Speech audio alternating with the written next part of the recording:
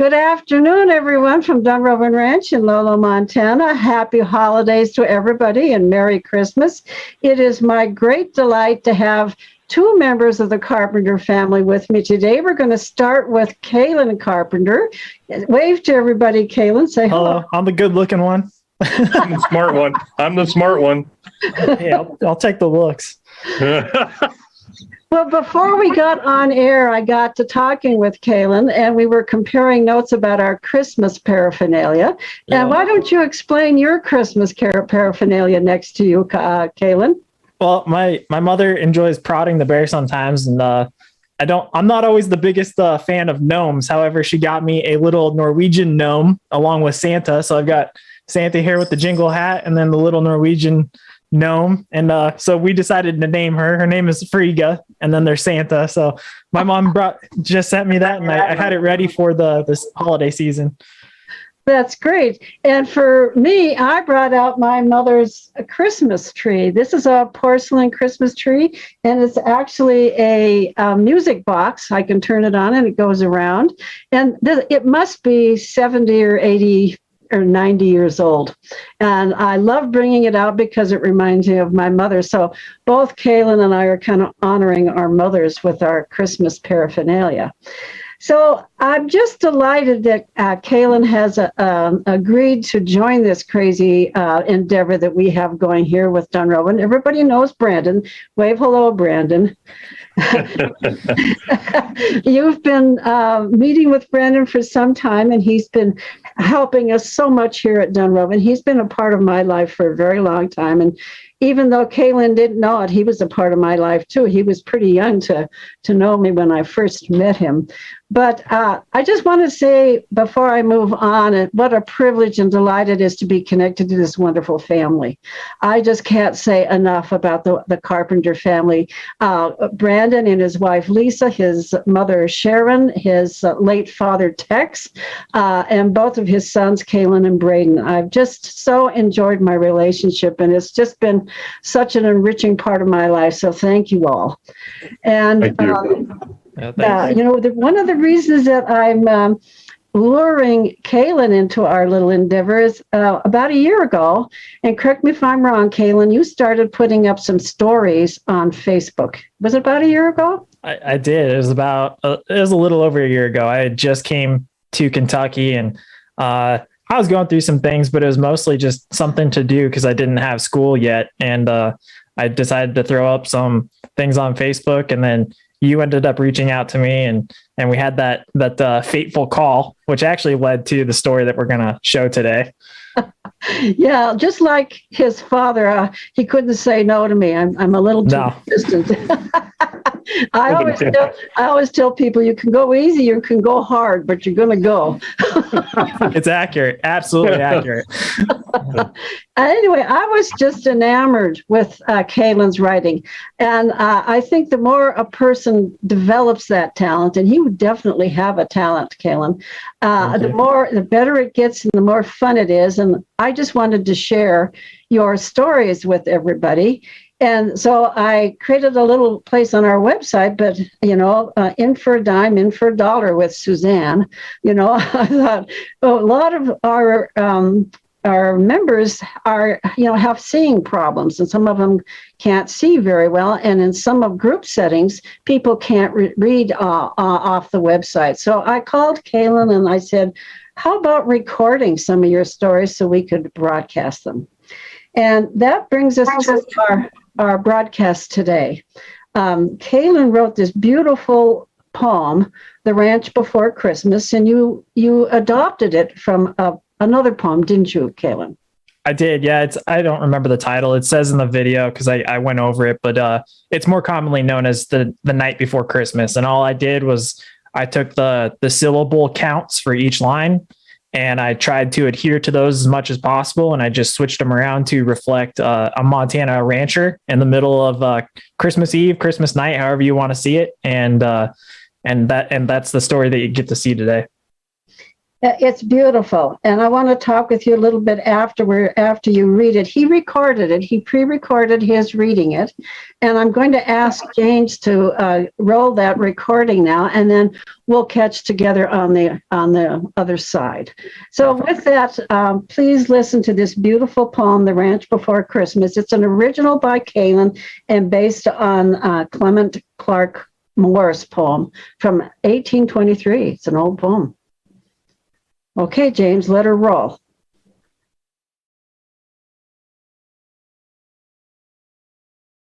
Hello, everyone. It's Calen joining you again at the Dunrovin Ranch. And I just want to say happy holidays. I hope everyone is enjoying seeing family, friends.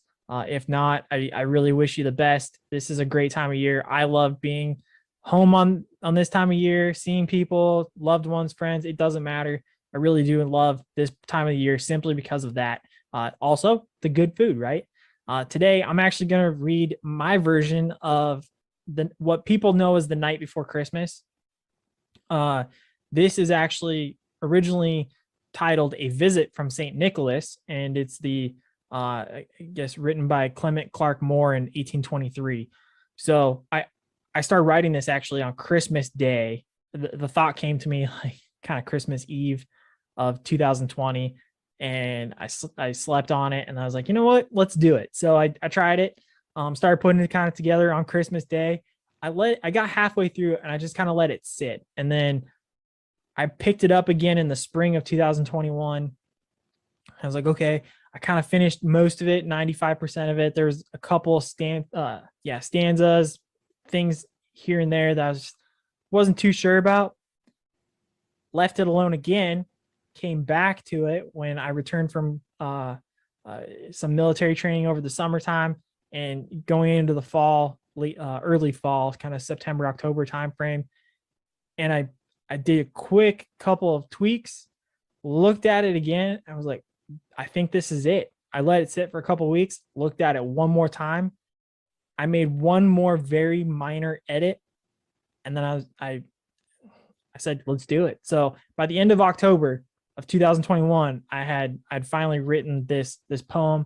And again, it's an adaptation based on Clement Clark Moore's 1823 poem, "A Visit from St. Nicholas." So with that, today we will be going over The Ranch Before Christmas. 'Twas the night before Christmas when all through the state critters braced against wind, accepting the cold night's fate. Fresh snow had fallen and lay like a blanket, while the rancher worked within his jacket. The day's work nearly done, he made for the shed. The animals content as they stood while they fed. He walked with his dog through the tackroom door when he noticed there was something more. He looked on the wall at the family saddle and found a jolly soul sitting astraddle. He said, "Merry Christmas, welcome to Montana." Who could it be? Only good old Santa. The happy old man asked, "How have you been? The last time we spoke, you were barely 10. Santa got off the saddle and walked to his gear. The cold rancher offered him a well-earned beer. For a few moments, the two laughed and drank. St. Nick snapped back the bottle and emptied it clear. After a time, the conversation turned frank. The rancher looked down and tried to forget his fear. Without a word said, the jolly fellow grabbed his sack. He lifted the burden and straightened his back. Santa reached in the bag and pulled out some toys. "I know this year was hard. Try this for the boys." The rancher was moved and shed a small tear. "Thank you, Santa. I owe you more than a beer." Santa smiled and said, "What did I say years ago?" He replied, "Not everything comes with a bow." St. Nick nodded and gave him a big hug. They walked out to the stable and found the horse Tug. The pony was old and looked tired in the barn. Years of hard work and long rides had made his frame worn. Santa said, "I can't help your faithful pony, but I'll give you one a little less bony." He looked in the manger and saw a new yearling, and tied around its neck hung brand new earrings. "Mrs. Claus thought of those for your faithful young wife. Didn't want you feeling like it's a wonderful life." The rancher was thankful with nothing to say. He went through his head thinking of a way to repay. Santa knew the look too well and shifted so slight. "If you do not mind, I can help you conclude." The rancher looked at the big man with eyes bright. "Love your family. Teach those boys the right attitude. That is all I ask, and that you never stop. We need more men just like you. Share your life's love and work with the boys. They'll find this life better than any bag of toys." Santa looked at the man and gave a warm smile. It wasn't the answer wanted, but 'twas nothing new. "Thank you for letting me visit a while. It's nice to sit around and talk with you." You're always welcome on our beloved land. He reached toward Santa and gave a firm hand. Santa said I should be getting on my way. Then, as if to confirm, they heard a small neigh. They looked toward his team and found a beautiful sight. All 8 horses were coal black with no white. Santa jumped in the sleigh and held the lines tight. As the team thundered away, Santa bellowed without fright, Merry Christmas to all, and to all, a good night. Oh, Calen, that was beautiful. Number one, you're doing a great job of the reading. I have to compliment you on your performance as well as the quality of the material, the poem itself. So, yeah, what you're missing though is the 8 takes before that and the significant amount of cussing that was going on in order to get to that point. well, thank you for the effort. It was beautifully done, really beautifully done. Thank you. So I wanted to ask you a few questions about the poem, if you don't mind. Absolutely. So where did the idea come from to take that poem and you really worked it over and put it into, a setting that is very unusual, the ranch setting? Right. Well, everything is mostly based around where I grew up working around the ranch and everything like that. But that's kind of where my stories come from. So it just was natural to do something like that for Christmas, but to get it where it was like a poem like that, particularly adapted by the original poem from 1823, that just came because it's one of my favorite Christmas stories of all time. This is my mom's favorite time of year. And so it's kind of trickled down to, it's my favorite time of year. And ever since I was a really little boy, I always loved that particular poem, the books that our teachers would read us in school and stuff like that. So it just kind of seemed natural for me to do a Christmas story based off of that specific poem. So how long did it take you to craft the poem? And you said something at the beginning that I picked up on right away. You counted the syllables. You were very methodical in creating this poem to match the rhythm of the original. So tell us about the process.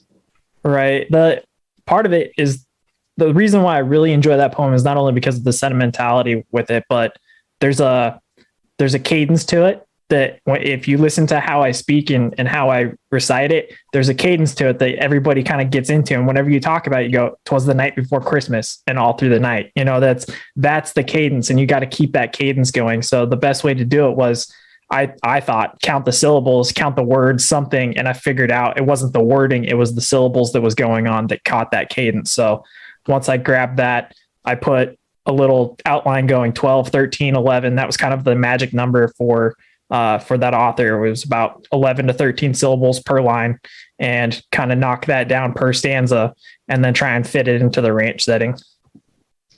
So, there's a kind of a mixture of emotion, joy, and sadness, and you intertwine them both.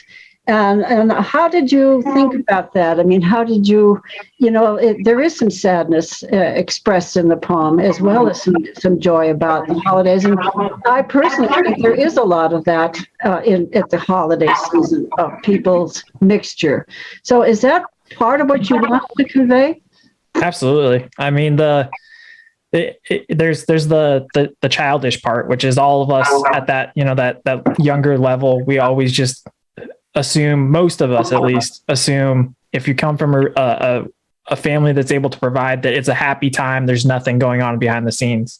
I know for, growing up and having soldiers now, my own children in a sense, that's not always the case. So understanding that there's also that flip side, the adult part where, if I'm going to try and provide the joy for my children, it might not necessarily be so joyous for myself. And then of course there's the part where, he's talking to Santa and he says, I don't know how to thank you. And Santa said, you don't have to, just do what I told you so long ago. Cause I know this lifestyle is not easy, but it's something well worth more than anything money can buy. So just instill that in your boys and make sure that they can carry that on. Cause that's what's going to be worth it in the end.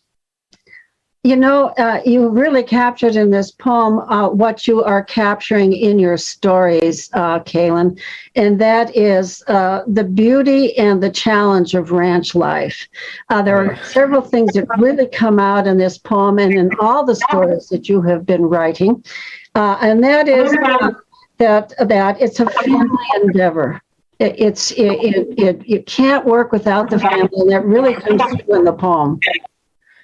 Yeah, and I would also say it's not only that too, but everything's family based with us. It always has been and it always will be. It's a family business, and I mean, I wrote a story about that too, which hopefully we'll share someday. It's called Family Business, but it's very much that the family is the center of everything, and everything revolves around this family. It's a constant circle, but it's also that feeling, that emotion is the best way I can think about it is a melancholy love or a loving melancholy, because there's a constant back and forth, but it's one of those things where sometimes the most miserable experiences are also the best experiences in your life. And you look back on it and you go, man, that was a horrible experience, but I sure do miss it. And there's a lot of that happens in the agricultural community. And that's what we kind of talk about our channel. That's what we talk about a lot on that is what the challenges are. But that's what I try to do through these stories too, is, there's challenges, but man, we love every minute of it. It's going to hurt, but it's going to be a good hurt.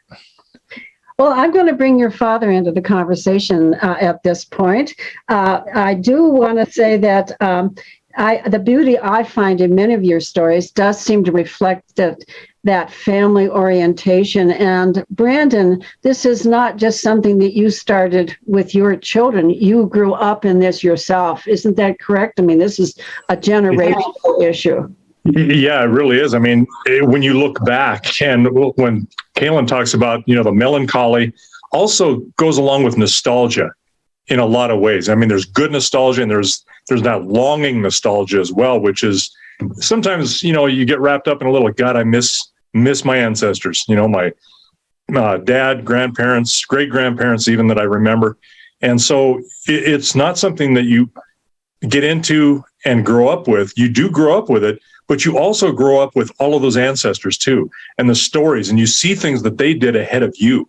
I mean, that can't help but touch all of you. I mean, it's like you're working for them as well, and not just them, but future generations. So you're kind of in that caught in the middle, working for both ends, those that are gone and those that are not here yet.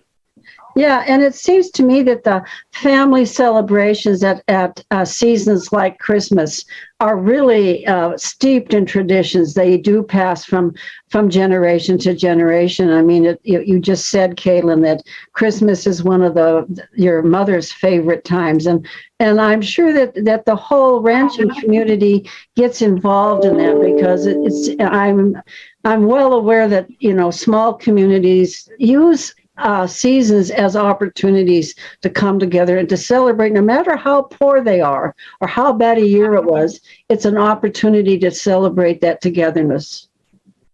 Yeah, absolutely. Well, and the other thing too is, if anybody is familiar with us at all, my mom's also a teacher, so she's always involved with community stuff, and her thing is always trying to find the kids that need something the most. That's who she's going to look at. And so looking out for those who deserve it and need that little bit of extra help. That's where kind of the Christmas spirit comes in, is try and pick everybody up. Don't just kind of leave anybody hanging out there, because it might not be something super glorious like the greatest toy or anything like that, but it'll be something that'll make their life a little more comfortable and a little more joyous, especially during we're about to go into February in a couple of months. That's when it gets really miserable. Make sure they're comfortable when they can get through that last bit of winter. Yes. I'm really excited that you are going to be joining our visits from the Hashknife Ranch, and I wanted to explain to our members what we have going forward here. Calen, you are in the military right now, so you're not in charge of your life and your schedule, isn't that right? That's the most delicate way of putting it. Yeah. A good example is today I just finished a 24-hour shift. I was on duty for literally 24 hours, awake the whole time. Came home, got a quick 3-hour nap, and then started making some cookies and stuff to go over to a friend's house later tonight, and then jumped on here to join you guys. So my life is not by my choice at all right now. I've got 2 more years of being told what to do, and then hopefully I can kind of make some of those decisions on my own. Well, and we all know that Brandon's life is not entirely his either. He's got a bunch of cattle out there and horses that kind of dictate what's going on. But Brandon has really carved out some time for us, normally on Tuesdays, to visit with us and to give us the latest news and present some of your little videos, as well as participate in training Augie. So we're going to continue that this winter and spring, and I couldn't be more delighted. But what I wanted to do was, so much of what you talk about in your stories, Calen, reflects some of the things that Brandon is showing us in more recent time. And so going forward, this coming spring and winter, we're going to flip the order in which we've been doing things. We're going to do our Augie training first, and then go to your videos, Brandon, because I'd like to then start building a catalog of stories from Calen that we can add on to that when there is an overlap in topic. And in reading Calen's stories, there's a big overlap. Calving, there's a lot of different things. And so Calen is busy making recordings, doing it several times to get it perfect, because I can tell, Calen, you're a guy who is something of a perfectionist. Ask him about his spreadsheet that he made to do that and what colors he used on it. That's the kind of guy he is. Well, if he's counting syllables in a poem to get it just right, he's in the medical car, folks. Yep. And if I were injured, I'd want Calen to show up. Yeah, thank you. I mean, it helped us a little bit in Afghanistan with COVID stuff. I was getting a bunch of supplies brought in, but yeah, it's a detail work because again, talking about the things that are rough, but you miss them a lot too, is when I was a platoon leader in charge of about 45 medics, constantly bringing in casualties for a battalion full of 700 infantrymen. It's painstakingly detail work to get them to you and then push them out. But yeah, it's worth it, because if you can save lives, it'll work. Those details count. They count a lot. And I think that's one of the things that we see in Brandon's videos. It's the attention to detail. You pay attention now, and it means it's easier later. Yep. That planning and that detail. So what I'm hopeful of doing here is melding the video content that Brandon has so graciously sending us on a weekly basis from the Hashknife, together with some of your stories to make a kind of a full package of conveying the things that you have learned on your ranch and that mean so terribly much to you, Calen. That the love of your life comes through in these stories, and it's just a beautiful thing to read and hear you. Yeah, thank you. I mean, I don't know what to add to that, but yeah, I try to put what I enjoy back home in there, the lifestyle I left behind and I'll get to go to eventually again in a few years. But yeah, it's just try to do my part to share what's cool about ranching. And even though it might not always be the greatest thing to do, it's definitely well worth it. Yeah. Well, and Brandon, I have roped him into yet another aspect, folks, and this is something that we haven't yet put out there, but we're planning a little bit of a book club coming up, and much of it's going to be dealing with horse training and the meaning of horses to different people. And Brandon has, can I say volunteer, Brandon? Well, you can say that, but it'd be a dirty lie. So I was told. Yeah, I think they call it voluntold. Is that what Calen said? Yeah, that's definitely an Army term. You're voluntold to go do something. Yeah, I got a ranch boss at home that she points her finger and I just say, okay, which direction? So I'm used to this. It's no big deal. Well, we've all come to just love and respect your method of horse training. And I think your perspective on the stories that we're going to be reading and some of the books and even a short video that we're going to be watching would be really useful to all of us, because you can put it into a perspective that none of us could. Thank you. Yeah, and Calen's his stories, when I read them, I can see 3 and 4 different people, including myself, in that character of whatever he's trying to portray. So and sometimes it takes you back to actual things that you've done when he paints that picture of what's going on. So it's really neat. I mean, he builds these, and then he'll share them with us later. So we kind of a lot of times get to see him when you do. Like I just got to saw this poem just minutes before the broadcast. I was pretty impressed. So it was pretty neat. Well, I know that both of you are proud of the other. That I mean, it's just clear in your relationship, and it's also clear in the things that the values that you have, and the way you embrace people, including us, including Dunrovin.